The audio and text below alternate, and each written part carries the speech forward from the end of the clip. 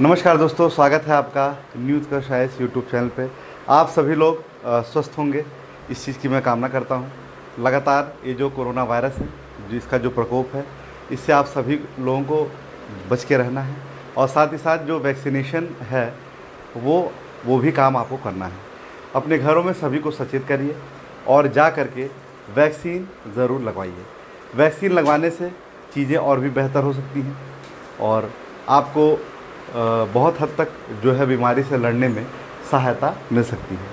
और जो भी मास्क और सैनिटाइज़र का जो प्रयोग है, ये आप मत सोचिए कि चीज़ें खुल गई हैं तो चीज़ें कम हो गई हैं। नहीं, जो बीमारी है वो लगातार बढ़ ही रही है, बट अंतर इतना है कि अभी आप संपर्क में नहीं आए हैं, इसलिए आप उसको हल्के में ले रहे हैं। ठीक है।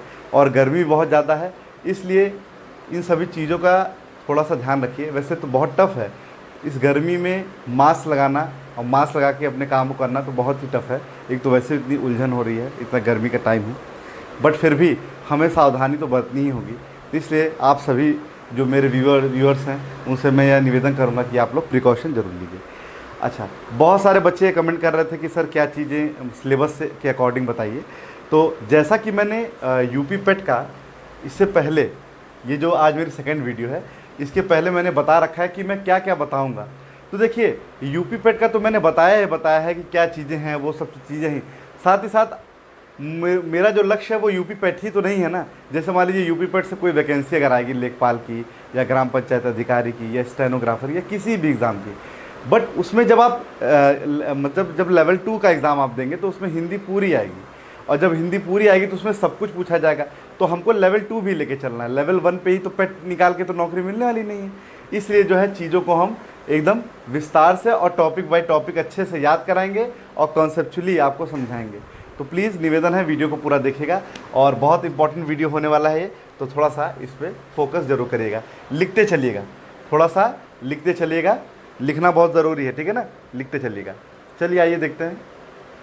वर्ण, मैं बात करूंगा वर्ण की। आज हमारा जो टॉपिक है, जैसा कि मैंने बताया था उसमें देखा था, वर्ण वाला टॉपिक है। तो वर्ण क्या है, सबसे पहले हम जानेंगे आखिर वर्ण होते क्या हैं। तो लिखित चिन्ह ही वर्ण कहे जाते हैं। जो लिखित चिन्ह होते बेटा, उन्हें ही वर्ण कहते हैं, है ना। कोई भी जो लिखित चिन्ह होता है उसे हम क्या कहते हैं, वर्ण कहते हैं। और वर्णों का जब व्यवस्थित समूह हो जाता है, जब कई सारे वर्ण मिल जाते हैं, तो उन्हें हम लोग उसके व्यवस्थित समूह को क्या कहते हैं, वर्णमाला कहते हैं। तो वर्ण क्या होते हैं, वर्णमाला क्या होते हैं, मैं उम्मीद करूंगा आप दोनों अंतर समझ गए होंगे। वर्ण क्या है, लिखित चिन्ह ही वर्ण है, और वर्णमाला क्या है, वर्णों का व्यवस्थित समूह है। ध्वनि क्या है, ये भाषा की सबसे छोटी इकाई है। ध्वनि क्या है, भाषा की सबसे छोटी इकाई है। जो मैं डेफिनेशन बोल रहा हूँ, आप उसको अच्छे से लिखते चलिए, एग्ज़ाम टाइम में रिपीट करने में काफ़ी आसानी हो जाएगी आपको। तो वर्णों, तो देखिए मैं आपको बता दूं, वर्णों की संख्या है 52। वर्णों की संख्या बहुत इंपॉर्टेंट है। वर्णों की संख्या कितनी है भाई, वर्णों की संख्या कितनी है, 52 है। वर्णों की संख्या क्या है, 52 है। लिखित चिन्ह ही क्या कहलाते हैं, वर्ण कहे जाते हैं। लिखित चिन्ह क्या कहे जाते हैं, वर्ण। अब वर्णों को दो भागों में बांटा गया है। वर्णों को दो भागों में बांटा गया है, एक स्वर होता है और एक व्यंजन होता है। आइए देखते हैं स्वर क्या होता है। जिन वर्णों का उच्चारण बिना किसी अवरोध के तथा बिना किसी दूसरे वर्ण की सहायता से हो, उन्हें ही स्वर कहा जाता है। यानी जिन जिन स्वरों का उच्चारण करते समय हम बिना किसी दूसरे वर्ण की, बिना किसी अवरोध के तथा बिना किसी दूसरे वर्ण की सहायता से करें, उन्हें ही हम लोग स्वर कहते हैं। तो स्वर को दो भागों में बांटा गया है, एक ह्रस्व स्वर होता है, एक दीर्घ स्वर होता है। अच्छा, ह्रस्व और दीर्घ स्वर को बताने के पहले मैं आपको बताऊंगा स्वरों की संख्या कितनी होती है, 11 होती है। स्वरों की संख्या दोस्तों कितनी होती है, 11 होती है। जरा ध्यान दीजिएगा, स्वरों की संख्या कितनी होती है, 11 होती है। अब ध्यान दीजिएगा, अब हम बात करेंगे ह्रस्व स्वर की। तो ह्रस्व स्वर को ही मूल स्वर कहते हैं। ह्रस्व स्वर को ही मूल स्वर कहते हैं। तो आइए देख लेते हैं कौन कौन मूल स्वर होते हैं। अ, ई, उ, री। ध्यान दीजिएगा, अ, ई, उ, री, इन्हें हम ह्रस्व या मूल स्वर कहते हैं। इनकी संख्या 4 होती है। टोटल स्वरों की संख्या तो 11 होती है, बट उसमें ह्रस्व और दीर्घ दो भागों में बांटा गया ना, तो ये 4 हो गई। अब दीर्घ स्वर की बात करूंगा, आ, ई, उ, ए, ओ, ये हो गया 7। तो देखिए 4 और 7 जोड़ेंगे तो हो जाएगा 11, यानी स्वरों की संख्या 11, वर्णों की संख्या 52 और व्यंजन की संख्या 41। तो देखिए जब 41 में 11 आप जोड़ेंगे तो देखिए 52 आ जाता है कि नहीं, ये हो गया आपका 52। तो यहाँ तक तो आप लोग को समझ में आ गया होगा। अब आगे बढ़ता हूँ। व्यंजन होते हैं 41। व्यंजन कितने होते हैं? 41। सबसे पहले मैं बात करूंगा स्पर्श व्यंजन की। तो अगर स्पर्श व्यंजन की मैं बात करूं आपसे, अगर मैं स्पर्श व्यंजन की बात करूं तो स्पर्श व्यंजन में कौन कौन आते हैं, आइए देख लेते हैं। क वर्ग से लेके प वर्ग तक प्लस ड और ढ़, यानी क से लेके प वर्ग तक आते हैं 25 और ड और ढ़ आते हैं 2, यानी टोटल कितने हो गए? 27 हो गए। यहाँ पे ध्यान दीजिएगा, स्पर्श व्यंजन होते हैं 27, क वर्ग से लेके प वर्ग प्लस ड और ड़, 25 2 27। अंतस्थ व्यंजन वेरी वेरी वेरी इंपॉर्टेंट है, थोड़ा ध्यान दीजिएगा, वेरी इंपॉर्टेंट है ये। अंतस्थ व्यंजन कौन कौन से होते हैं पूछा है, कौन अंतस्थ व्यंजन नहीं है? तो अंतस्थ व्यंजन में य है, र है, ल है, व है। य र ल व, ऐसे एक टोन सेट कर लीजिए, य र ल व, ये क्या है? अंतस्थ है। इसके बाद ऊष्म या संघर्षी व्यंजन में कौन है? श श सह, श श सह, श श सह, श श सह। आगत, आगत व्यंजन में कौन है? ज और फ है। संयुक्त व्यंजन में कौन है? छ त्र ज्ञ स्र। तो इसको आप नोट भी करते चलिए दोस्तों, और आप याद भी करते चलिए। इसकी एक शॉर्ट नोट ज़रूर बनाइए। आपसे बार बार मैं निवेदन कर रहा हूँ, शॉर्ट नोट बनाने से आपका लक्ष्य काफ़ी आसान हो जाता है। इसलिए आपसे निवेदन है, शॉर्ट नोट प्रिपेयर कीजिए, बार बार उसको रिपीट करिए। अब आइए चलते हैं कुछ बेसिक पॉइंट्स पे, जैसे ड और ड ड़, ये कैसी है? ये उच्छिप्त है ध्वनियाँ हैं। ये कैसे हैं? उच्छिप्त ध्वनियाँ हैं। ज और फ ये विदेशी हैं। ज और फ क्या हैं? विदेशी हैं। ज और फ क्या हैं? विदेशी हैं। प्लुत स्वर क्या है? तो प्लुत स्वर है हे राम और ओम। हे राम और ओम, ये प्लुत स्वर है। अच्छा, प्लुत स्वर को बताने के पहले एक चीज़ और मैं थोड़ा सा डिटेल बता दूंगा। मैंने आपको बताया था स्वर, तो जिन स्वरों का उच्चारण करते समय उच्चारण बिना किसी अवरोध के तथा बिना किसी दूसरे वर्ण की सहायता से होता है, उन्हें स्वर कहते हैं। चलिए ठीक है। बट ह्रस्व स्वर या और दीर्घ स्वर क्या होते हैं? तो जिन स्वरों के उच्चारण में कम से कम समय लगता है उन्हें ह्रस्व या मूल स्वर कहते हैं, और जिन स्वरों के उच्चारण में ह्रस्व या मूल स्वर से अधिक समय लगता है उन्हें हम दीर्घ स्वर कहते हैं। तो यहाँ ध्यान दीजिएगा। अच्छा, प्लुत स्वर की बात करें तो प्लुत स्वर वो स्वर होते हैं जिनके उच्चारण में दीर्घ स्वर से भी ज़्यादा समय लगता है।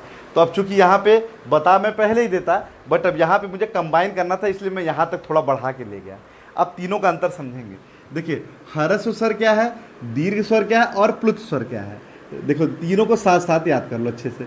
तो ह्रस्व स्वर क्या है, जिसे मूल स्वर कहते हैं। जिन स्वरों के उच्चारण में कम से कम समय, देखिए अयूरी, कम से कम समय लगा। और दीर्घ स्वर, जिन स्वरों के उच्चारण में ह्रस्व या मूल स्वर से ज़्यादा समय लगे उन्हें दीर्घ स्वर कहते हैं। जैसे आ यू ए ओ, आ ई उ ए ओ, ये हो गया। और प्लुत स्वर वो स्वर जिसमें उच्चारण में दीर्घ स्वर से भी ज़्यादा समय लगे, वो होता है प्लुत स्वर। हे राम ओम, तो एक समय लग रहा है तो ये प्लुत स्वर हो गया। क्लियर हुआ? आगत स्वर में आ आता है, आ पे बिंदी लग जाती है। अब आइए, अब हम बात करेंगे संवृत्त और विवृत्त की। तो संवृत्त वो होते हैं जिसमें मुंह कम खुलता है, और विवृत्त वो होते हैं जिसमें मुंह अधिक खुलता है।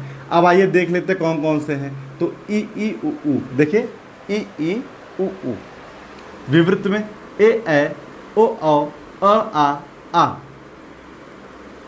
अगर स्वर में ई ए, देखिए ई ए, ये अगर स्वर है। मध्य स्वर में अ, पश्च स्वर में आ ओ आ उ। अर्ध संवृत्त में ए ओ। क्लियर हो रहा है? याद करते चलिए, ये थोड़ा सा टफ सेक्टर भी है और बहुत ही इंपॉर्टेंट भी है।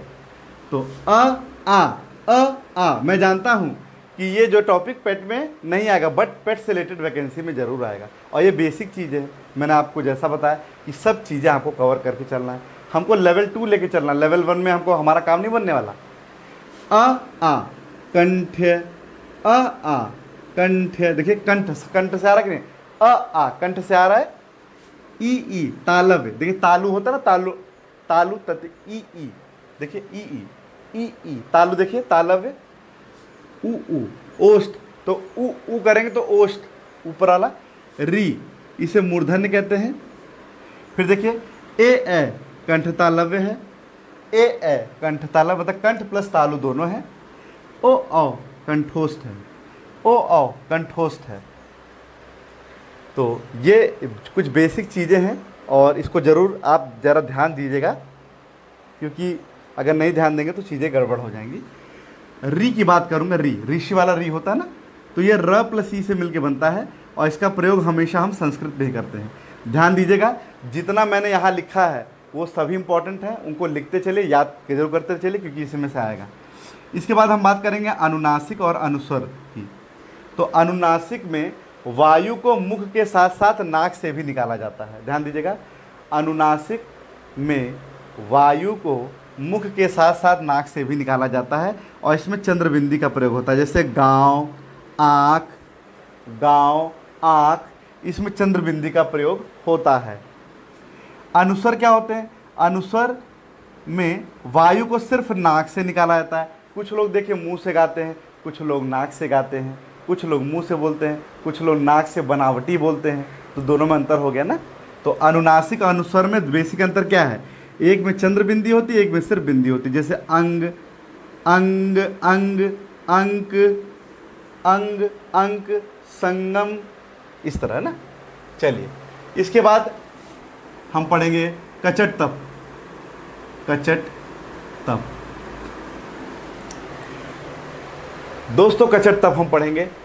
तो कचट तप का अर्थ होता है क वर्ग, छ वर्ग, ट वर्ग, त वर्ग और प वर्ग।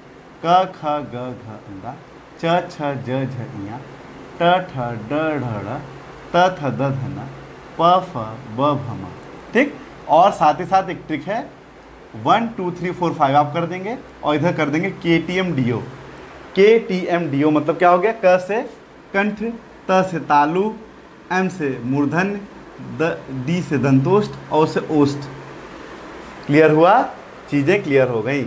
चलिए अब आइए, अल्प प्राण व्यंजन क्या होते हैं? अल्प प्राण मतलब 135 प्लस अंतस्थ यर लव। तो अल्प प्राण में उन्हीं को कंसीडर किया जाता है, किन्हें? 135 प्लस अंतस्थ यर लव। ये आपको कोड है, याद करना पड़ेगा। 135 मतलब ये हो गया कि एक में कौन कौन? देखिए क है, च है, ट है, त है, प है। 3 में देखिए क्या है? ग, ज, ड, द, ब। 5 में अंगा, इया, ड़, न, म। आई बात समझे? और अगर यह नहीं मिलता है, अगर 135 वाला आपको नहीं मिलता है, तो अगर यर लव भी अगर ऑप्शन में आ रहा है तो वो भी अल्प प्राण में ही आता है। चलिए, महाप्राण। महाप्राण में 24 प्लस ऊष्म श श स ह। 24 मतलब क्या हो गया? 2 वाला और 4 वाला, तो 2 में जो भी होगा और 4 में जो भी होगा। और ऊष्म अगर नहीं मिलता है तो ऊष्म श श स ह। चलिए, घोष या संघोष एक ही बात है। घोष या संघोष एक ही बात है। तो आइए, 345 प्लस सभी स्वर प्लस यर लव। 345 मतलब 3 4 5 में, इस कॉलम में तीनों में जो जो हैं वो सभी होंगे, सभी स्वर होंगे और यर लव। अघोष में 12 प्लस शश सफ। 12 मतलब 1 और 2 में जो जो होंगे, 1 और 2 में जो जो होंगे वो प्लस शश सफ। चीज़ें क्लियर हो रही हैं? अल्पप्राण, महाप्राण, घोष और अघोष, ये सभी चीज़ें क्लियर हो गई हैं।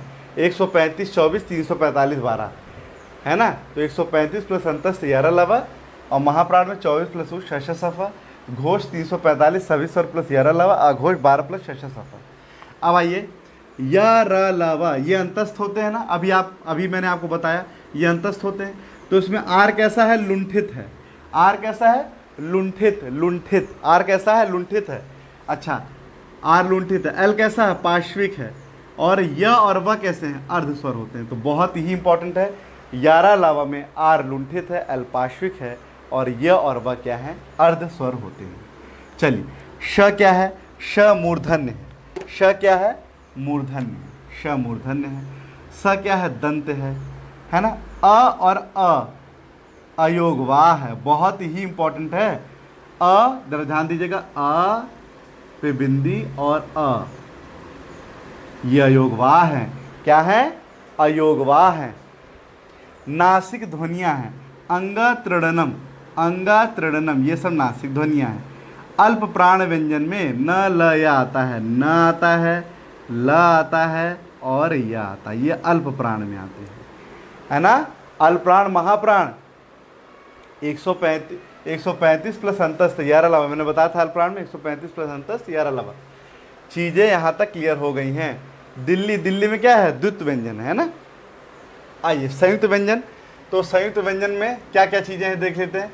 छत्रज्ञस्र, देखिए संयुक्त व्यंजन, लास्ट में मैंने क्या बताया था, संयुक्त व्यंजन, अब इसकी चर्चा हो रही है। छत्रज्ञस्र, सबसे पहले आपको क्या जानना है कि संयुक्त व्यंजन कौन कौन से होते हैं। छत्रज्ञस्र, छत्रज्ञस्र। आइए, छ मतलब जिस जो क और श से मिल के बनता है, त्र मतलब जो त र से मिल के बनता है, इंग्या ज्ञानी वाला ज्ञा, ज्ञा मतलब ज्ञ इया से मिल के बनता है, अस्त्र श्रावस्ती वाला श और र से मिल के बनता है। ये भी ध्यान देना है कि कौन किससे मिलकर के बनता है। आई बात समझ में, चीज़ें क्लियर हो रही होंगी। तो वीडियो को आप लोग स्पीड, जैसी स्पीड होगी, जैसा आपको समझ में आ रहा है, जैसे उस पर एक स्पीड होती है 140 240 जो भी जैसी है, वैसे आप स्पीड को 1.5 2.5 जैसी स्पीड होगी, आप उसको सेट करके इसको बार बार देखिएगा। अगर नहीं देखते हैं तो प्लस लिख जरूर लीजिएगा, कहाँ कि बहुत महीन काम है ये, इतना महीन है कि आपको फिर रिमूव हो जाएगा, दिमाग से निकल जाएगा। और इस चीज़ की गारंटी दे रहा हूँ, आप इसको सेव करके रख लीजिएगा इस वीडियो को। अगर आएगा वर्णमाला में तो इस पूरे वीडियो जितना मैंने लिखा है इससे बाहर नहीं आएगा, इतने से आपका आ जाएगा। सबसे ज़्यादा इंपॉर्टेंट इसमें अगर कोई है तो वो है कचट्टप वाला पॉइंट है, और एक ये शुरुआत का ये पॉइंट है, ये बहुत इंपॉर्टेंट है।